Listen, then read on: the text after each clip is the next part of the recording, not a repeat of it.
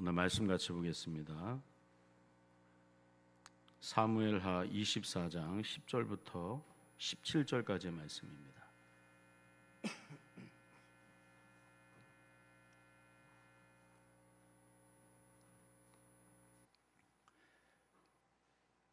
사무엘하 24장 10절부터 17절까지의 말씀, 한 절씩 같이 교독할 때 제가 먼저 10절을 읽습니다. 다윗이 백성을 조사한 후에 그의 마음에 자책하고 다윗이 여호와께 아뢰되 내가 이 일을 행함으로 큰 죄를 범하였나이다. 여호와여, 이제 간구하옵나니 종의 죄를 사하여 주옵소서. 내가 심히 미련하게 행하였나이다 하니라.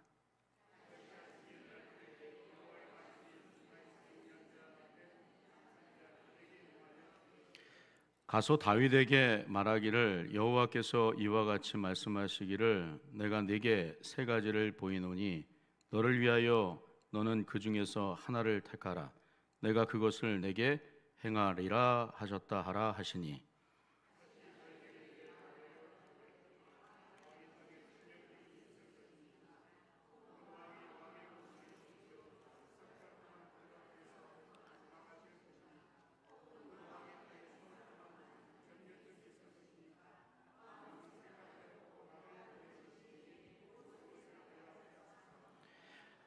다윗이 가드에게 이르되 내가 고통 중에 있도다. 청하건대 여호와께서는 긍휼히 크시니 우리가 여호와의 손에 빠지고 내가 사람의 손에 빠지지 아니하시기를 원하노라 하는지라.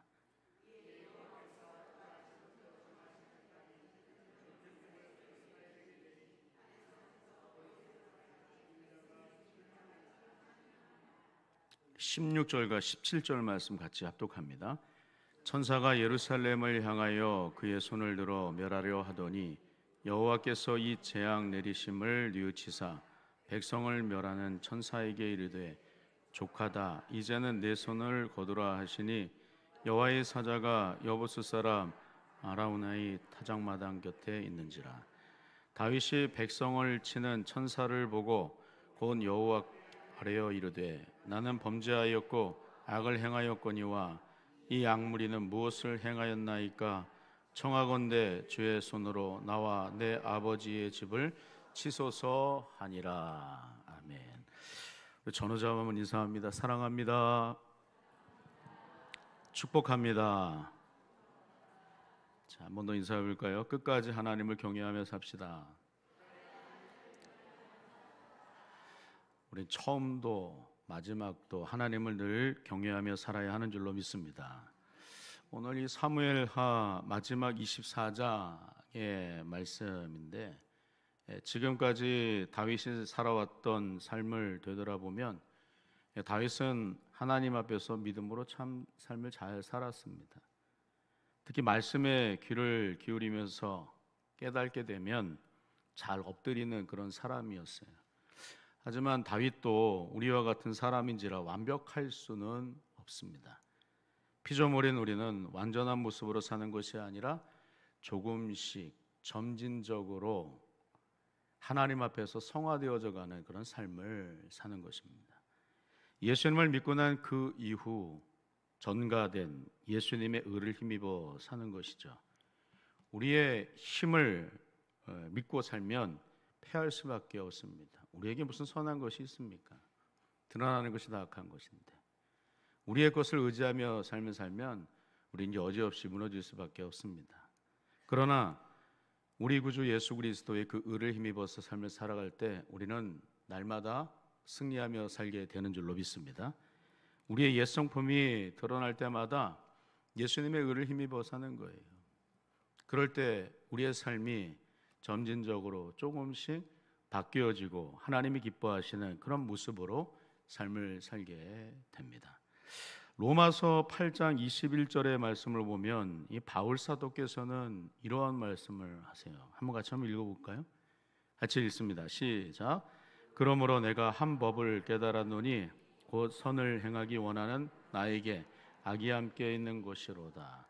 선을 행하기를 원하는데 또 내 마음 한켠에는 무엇이 있냐면 악한 마음이 있다라고 얘기를 해요. 또 22절부터 25절까지의 말씀을 쭉 보시면 이렇게 얘기를 합니다. 내 속사람으로는 하나님의 법을 즐거워하되 내 지체 속에서 다른 법이 내 마음의 법과 싸워 내 지체 속에 있는 죄의 법으로 나를 사로잡는 것을 보는도다. 이렇게 얘기를 합니다. 그러면서 24절에 오호라 나는 곤고한 사람이로다. 이 사망의 몸에서 누가 나를 건져내랴. 이렇게 탄식을 합니다. 우리가 선을 행하려고 해도 선을 행하지 못하도록 만드는 악한 죄의 법이 우리를 잡아당긴다라고 하는 것이죠. 그러니까 우리는 늘 악한 그런 삶을 살 수밖에 없다라고도 얘기를 하는 거예요. 우리가 어떻게 우리의 힘으로 괜찮고 근사한 삶을 살 수 있겠느냐라고 하는 것입니다. 그런데 바울 사도는 그 말씀으로 끝나지 않고 이어지는 25절의 말씀을 보시면 바울 사도께서는 이렇게 고백을 합니다. 한번 같이 한번 읽어볼까요? 25절 상반절 같이 읽습니다. 시작. 우리 주 예수 그리스도로 말미암아 하나님께 감사하리로다. 하나님 앞에 감사합니다. 예수 그리스도 때문에 감사하다라고 얘기를 합니다. 예수 그리스도께서 우리의 죄를 대속하여 죽으셨기에 우리가 예수 그리스도를 온전히 믿기만 하고 또 의지하기만 하면 우리의 삶 가운데 우리가 선한 삶, 우리의 악한 본성이 드러나지만 그리스도의 의를 힘입어 살아갈 때 우리는 선한 삶을 살 수 있겠노라고 바울 사도는 그렇게 고백을 합니다. 예수님께서 우리를 대신하여 죽으심으로 전가된 그리스도의 의를 힘입어 살 때에 우리는 하나님이 기뻐하시는 삶을 살 수 있게 되는 줄로 믿습니다.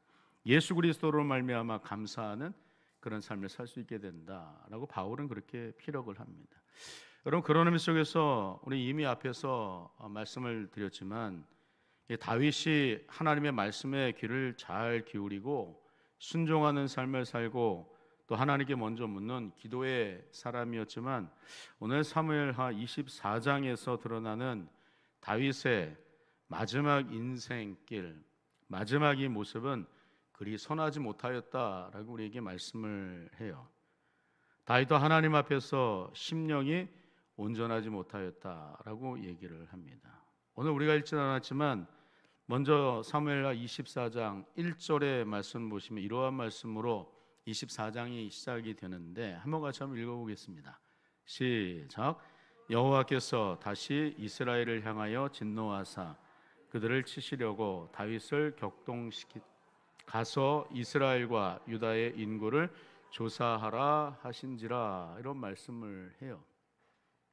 여기 이 말씀을 보시면 다윗이 인구 조사를 한 것이 문제였다라고 얘기를 합니다. 인구 조사한 거.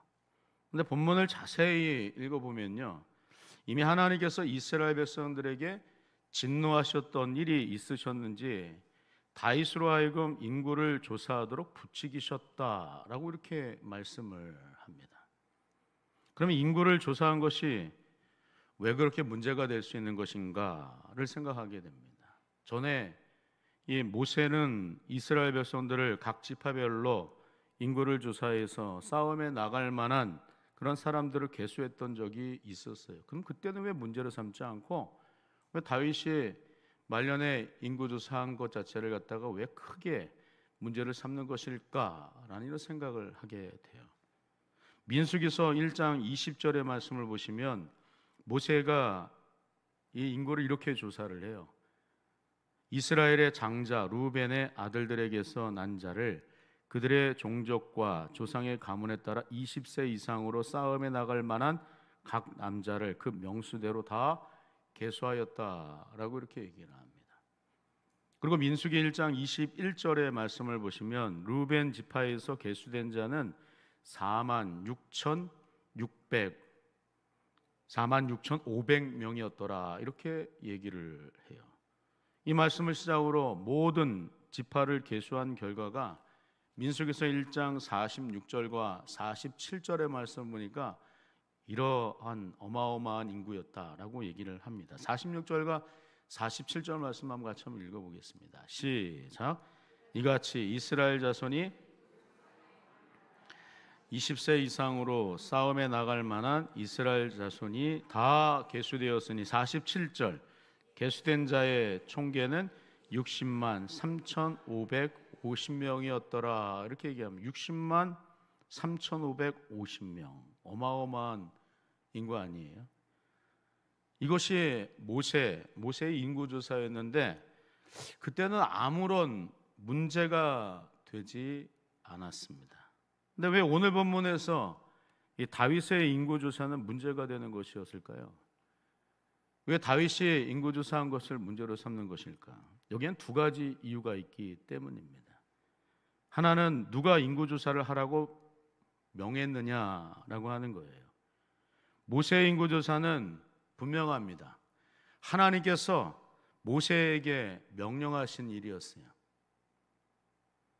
민수기 1장 1절과 2절의 말씀을 보시면 분명하게 하나님께서 모세에게 이렇게 말씀을 하십니다. 1절에 이스라엘 자손이 애굽 땅에서 나온 후 둘째 해 둘째 달 첫째 날에 여호와께서 시내 광야 회막에서 모세에게 말씀하여 이르시되, 하나님께서 모세에게 말씀하셨더라라고 얘기를 해요. 그리고 2절에는 이렇게 얘기를 하는 거예요. 2절 한번 읽어보겠습니다. 시작.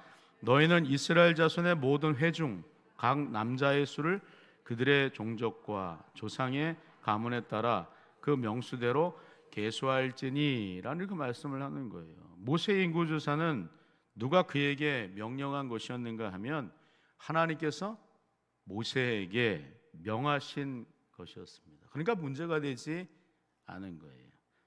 그런데 다윗은요, 오늘 사무엘하 24장 2절의 말씀을 보시면 왕 스스로가 자기의 군대 장관이었던 요압에게 명령한 것이었다라고 얘기를 합니다. 24장 사무엘하 24장 2절의 말씀 보시면 이제 왕이 그 곁에 있는 군사령관 요압에게 이르되 너는 이스라엘 모든 지파 가운데로 다니며 이제 단에서부터 브엘세바까지 인구를 조사하여 백성의 수를 보고하라, 이렇게 명령을 한 거예요. 그리고 또 다른 이유는 무엇이었는가 하면 여기에 대한 그 주석가 칼델리치의 주석을 보면 이렇게 얘기를 하더라고요.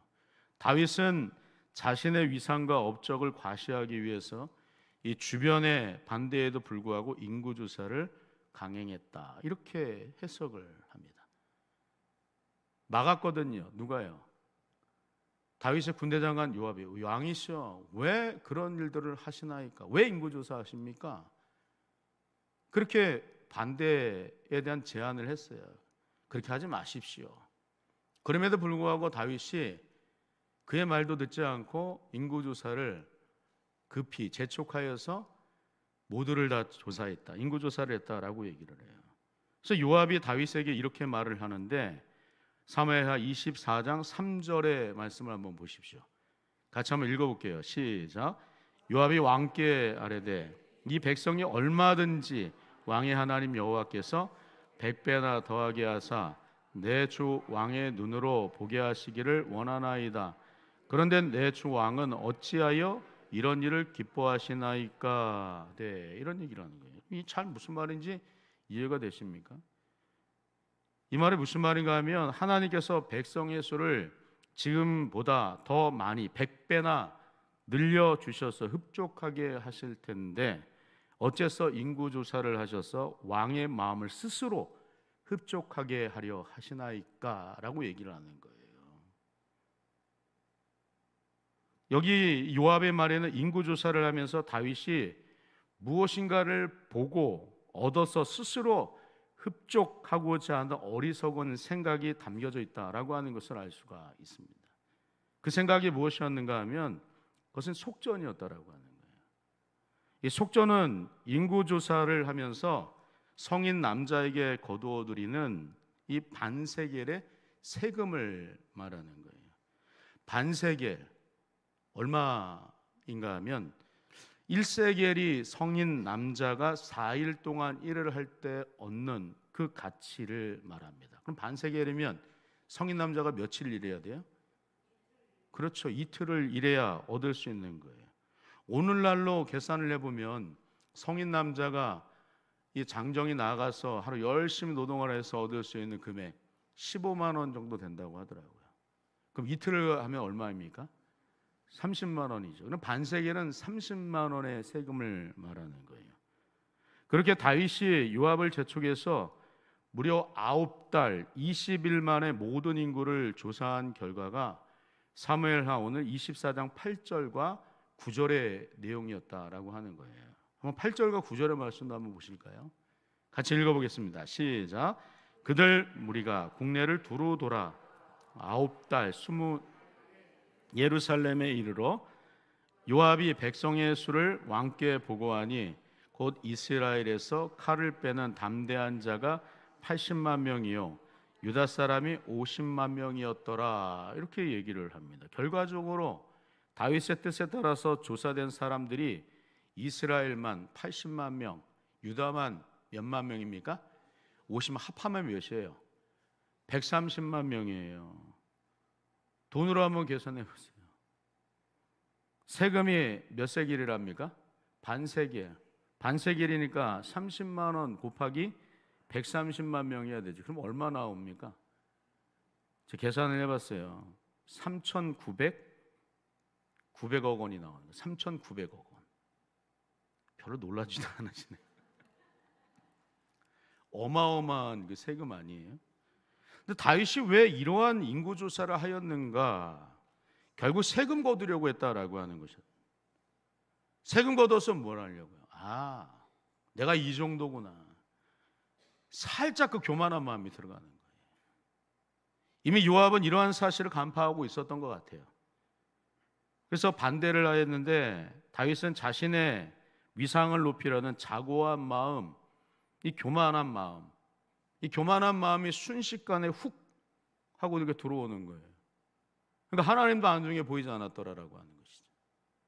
그래서 인구조사를 한 것이 하나님이 기뻐하시는 일들을 행하였다라고 하는 것입니다. 근데 두 번째로 오늘 보면 10절의 말씀을 보니까요, 다윗이 하나님 앞에서 정신을 차리는 거예요. 그래서 이렇게 말씀을 합니다. 10절 오늘 본문인데 한번 같이 한번 읽어볼게요. 시작. 다윗이 백성을 조사한 후에 그의 마음에 자책하고 다윗이 여호와께 아뢰되 내가 이 일을 행함으로 큰 죄를 범하였나이다. 여호와여 이제 간구하옵나니 종의 죄를 사하여 주옵소서. 내가 심히 미련하게 행하였나이다 하니라. 이렇게 고백을 합니다. 다행스러운 것인가요? 다행스럽다라고 얘기할 수 있죠. 나중에 깨달았으니까. 너무나도 다행스러운 것입니다. 다윗은 자신의 왜곡되고 삐뚤어진 모습, 그 모습을 하나님 앞에서 보게 되었다라고 하는 거예요. 잘못을 깨닫습니다. 그리고 돌이키게 되었다라고 얘기하는 거예요. 내가 이 일을 행함으로 큰 죄를 범하였나이다.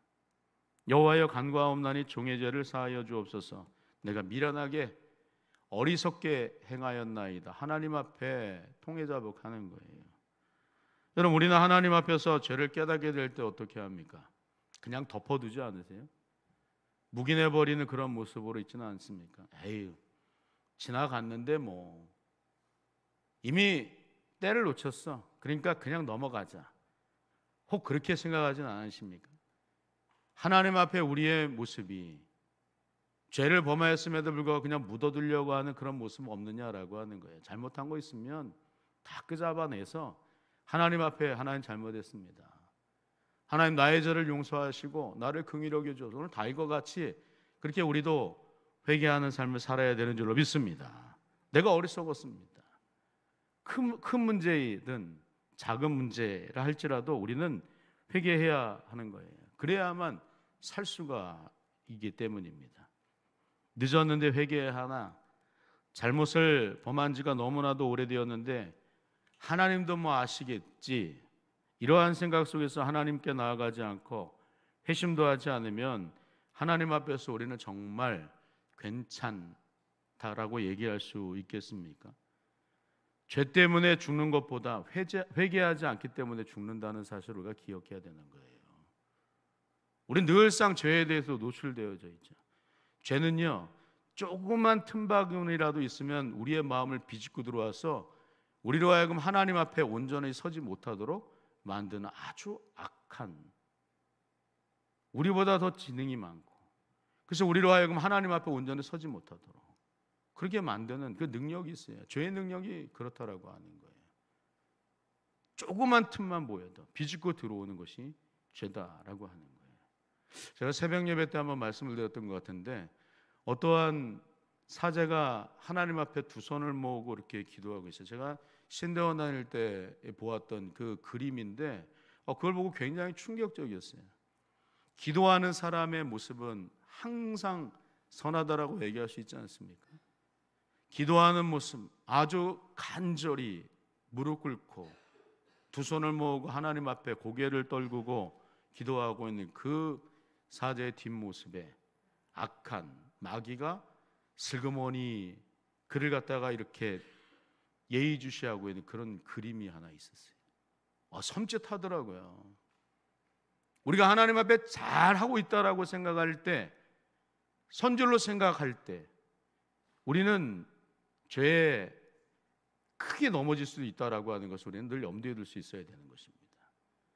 죄는 그렇게 우리를 넘어뜨리고자, 우리를 쓰러뜨려서 하나님 앞에 온전히 서지 못하도록 만든 그런 능력이 있기 때문이라고 하는 거예요. 오늘 다윗의 모습을 보면 그렇지 않습니까? 다윗의 모습이 그렇잖아요. 바울 사도께서 앞에 말씀드렸지만, 내 속사람으로는 하나님의 법을 즐거워하였지만 내 속에 있는 또 다른 한 법이 내 마음의 법과 싸워서 내 지체 속에 있는 죄의 법으로 나를 사로잡아가는 것을 보나이다. 바울 사도 괜찮잖아요. 선교의 대가잖아요. 말씀 잘 전하신 분이잖아요. 그럼에도 불구하고 그의 심령 가운데서도 죄의 이 악한 마음들이 꿈틀거리고 있었다라고 하는 것을 얘기를 하는 거예요.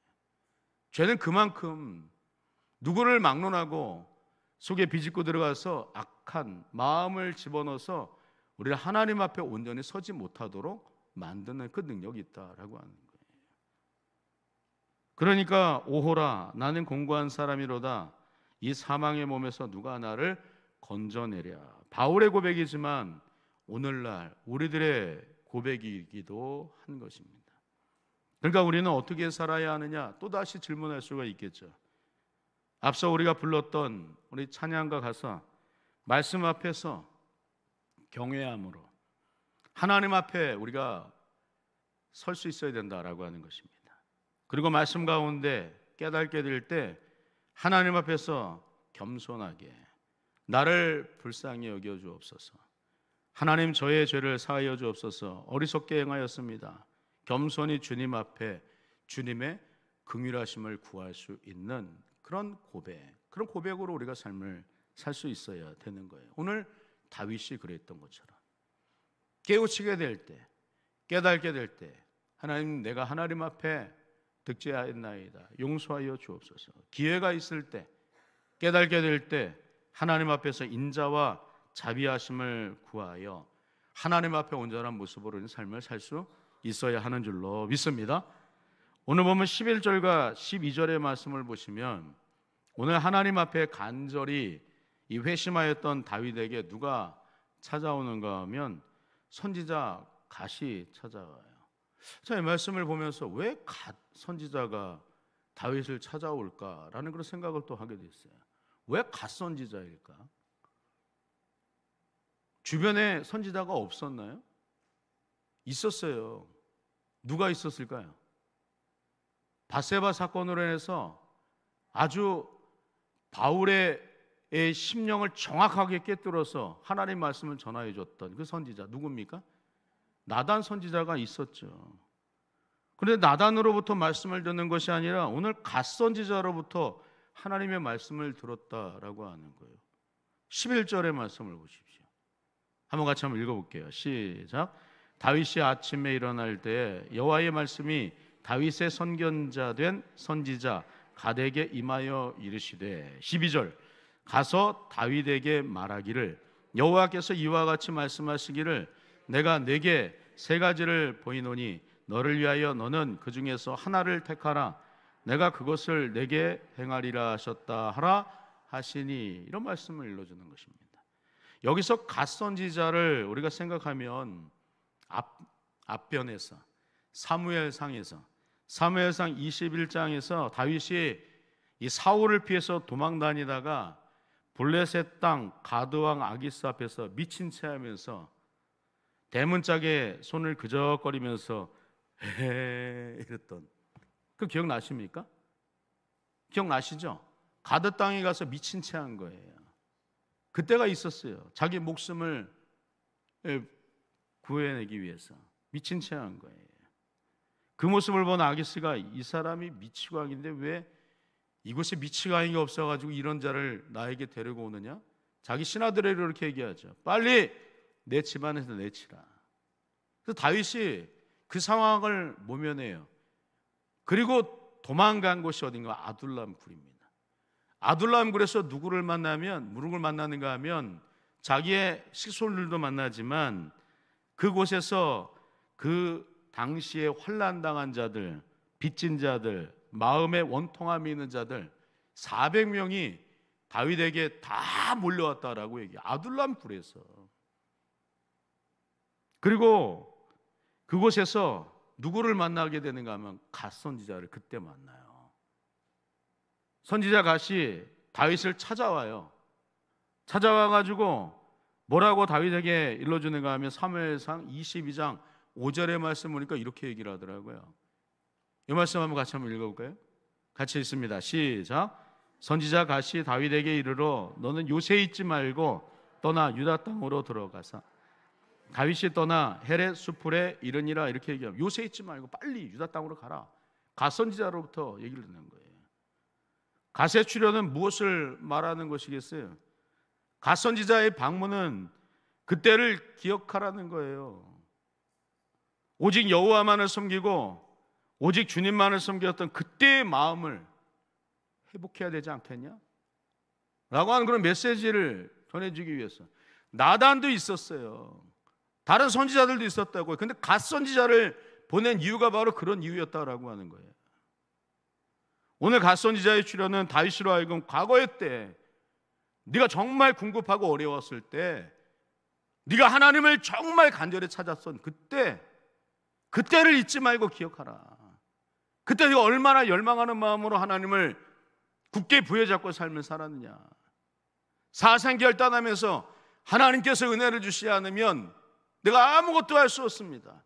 미친 채 하면서 사울을 피해 돌아다녔던 내 모습 내가 기억하고 있지 않느냐. 갓 선지자의 출현은 그런 의미가 담겨져 있는 거예요. 과거에 어려웠을 때 하나님이 너를 도우셨을 때를 기억하라. 갓 선지자가 나타나서 오늘 다윗에게 전하는 말씀 굉장히 두려운 말씀 아닙니까? 하나님의 재앙으로 세 가지 중에 하나를 택하라 이렇게 말씀을 하시는 거. 오늘 13절 말씀입니다. 13절 말씀을 쭉 보시면 갓이 다윗에게 이르러 아뢰어 이르되 왕의 땅에 7년 기근이 있을 것이니까 혹은 왕이 원수에게 쫓겨 석 달 동안 그들 앞에서 도망하실 것이니까 혹은 왕의 땅에 사흘 동안 전염병이 있을 것이니까 왕을 생각하여 보고 나를 보내신 이에게 무엇을 대답하게 하소서 하는지라. 이 갓 선지자로부터 이런 말을 들었다라고 하는 것입니다. 첫 번째 재앙 7년 동안 기근이 있는 것. 두 번째 왕의 원수에게서 쫓겨나서 석 달 동안을 도망하는 것. 세 번째 사흘 동안 전염병이 있는 것. 만약에 우리가 다윗이라면 어떤 거 선택하시겠어요? 아니 이 세 가지 재앙 가운데서 어떤 것을 다윗이 선택하는 것이 맞다라고 생각이 드십니까? 다른 사람들에게 피해가 안 가도록, 다른 사람들에게 어려움이 가지 않도록 만든 수 있는 거 하나 선택하라 그러면 어떤 것이었겠어요? 두 번째요. 저는 왕의 원수에게 쫓겨 석 달 동안 도망 다니는 거. 누구만 도망 다니면 되는 거예요? 다윗만 도망 다니면 되잖아요. 그거 선택해야지 왜 그거 선택 안 하고 세 번째 선택했느냐라고 하는 거. 왜 그랬을까? 이것도 궁금해요. 가만히 생각해 보면 왕의 원수들로부터 쫓겨당했던 때가 있었잖아요. 누구로부터요? 아들 압살롬으로부터 쫓겨다녀서 죽을 뻔했었잖아요. 그런 두려움이 아마 생겨서 두 번째 건 너무 어렵다라고 생각하지 않았나? 이런 생각도 할 수 있는 것 같아요. 다윗은 세 번째 거를 선택을 합니다. 사흘 동안 전염병이 있는 재앙, 사흘 동안 자기 땅에 전염병이 있는 것을 택하는데 그 죄의 형벌의 결과가 어떻습니까? 정말 참혹한 거 아니에요? 15절 말씀이요. 15절 말씀 한번 보십시오. 같이 한번 읽어보겠습니다. 시작. 이에 여호와께서 아침부터 정하신 때까지 전염병을 이스라엘에게 내리시니 단에서부터 브엘세바까지 백성의 죽은 자가 얼마나 죽었답니까? 누구 때문에요? 다윗 때문에 7만 명 죽은 거, 이거 말이 되냐고요. 말씀을 읽으면서 참 못됐다 이런 생각을 했어요. 뭘 얘기하는 걸까? 이 메시지가 죄가 이만큼 무섭다라고 하는 거 얘기하는 거예요. 한 번의 죄가 이렇게 많은 사람들에게 엄청난 죄의 형벌, 죽음에 이르게 만들 수 있다라고 하는 거. 나 하나가 하나님 앞에 온전한 믿음 가운데 설 때 다 유익을 얻을 수 있지만 그렇지 않을 때는 어떻습니까? 여지없이 죄 가운데 다 무너질 수밖에 없다라고 하는 거. 우리가 어떻게 죄를 이길 수가 있겠어요? 예수 그리스도의 의를 힘입어 살아갈 때라야만 우리는 죄를 능히 이길 수 있게 되는 줄로 믿습니다. 우리의 것으로는 안 되는 거예요. 내 것을 가지고 나가면 나갈 때마다 깨질 수밖에 없는 거예요. 쓰러지고 자빠지고 일어날 수 없는 거예요. 그리스도의 의를 힘입어서 십자가 단단히 붙잡고 보혈의 능력을 의지하면서 삶을 살 때라야 우리가 늘 승리가 주어지는 게 되는 줄로 믿습니다. 오늘 다윗의 이런 모습, 마지막 그의 인생길에서 나타나는 이런 일들을 통하여서 우리에게 전달해 주고자 하는 하나님의 말씀, 마지막으로 17절의 말씀을 한번 보세요. 하나님의 심판에 대한 다윗의 고백, 이러하였다라고 얘기를 해요. 마지막입니다. 같이 한번 읽을게요. 시작. 다윗이 백성을 치는 천사를 보고 곧 여호와께 아뢰어 이르되 나는 범죄하였고 악을 행하였거니와 이 양 무리는 무엇을 행하였나이까? 청하건대 주의 손으로 나와 내 아버지의 집을 치소서 하니라. 다윗의 고백을 잘 귀담아 듣자고요. 나는 범죄하였고 악을 행하였나이다. 하나님 앞에 우리는 그렇게 고백할 수 있어야 되는 줄로 믿습니다. 그렇게 고백하면서 하나님께서 주시는 새로운 은혜, 새로운 능력, 새로운 마음, 그 마음으로 우리가 일평생을 살아갈 수 있어야 된다라고 하는 거예요. 지금 하나님 앞에 잘못된 거 해도 괜찮지 뭐. 하나님 뭐 아시겠어? 모르시지 뭐. 덮어둬도 괜찮아. 다른 사람들 다 모르는데 뭐. 근데 하나님은 아시는 줄로 믿습니다. 고백해야 되는 거예요. 남겨둬서는 안 되는 거예요. 그래서 늘 우리는 하나님 앞에 나와서 하나님 은혜를 주시옵소서, 불쌍히 여겨 주옵소서, 긍휼히 여겨달라고 우리 자신을 놓고 그렇게 기도할 수 있어야 돼요.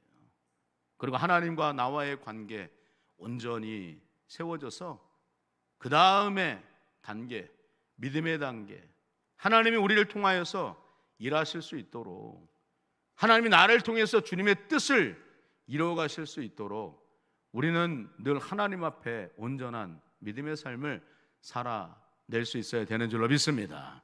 그리스도 예수 안에서 우리는 믿음으로 삶을 살아갈 수 있어야 되는 줄로 믿습니다.